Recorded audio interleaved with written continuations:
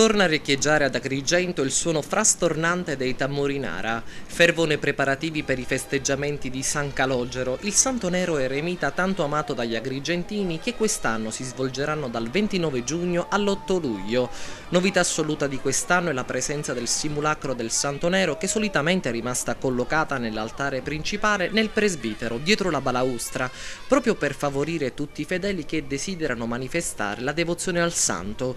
La statua, essendo posta davanti all'altare, concede a tutti la possibilità di avvicinarla e di esprimere tangibilmente i propri sentimenti nei confronti di un uomo che, proprio perché è vissuto nell'amore di Dio e per i fratelli, si è fatto santo ed ha lasciato una memoria indelebile nel popolo del quale si è fatto servitore nel nome di Cristo.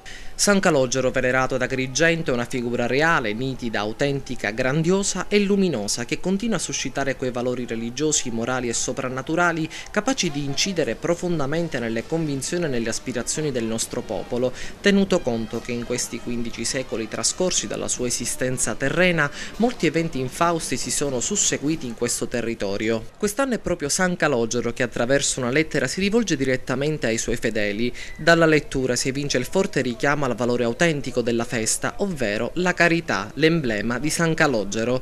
Durante la pestilenza andavo di casa in casa a chiedere un pezzo di pane per gli appestati. La gente era generosa, ma coloro che temevano il contagio mi porgevano il pane dalle finestre o dai balconi.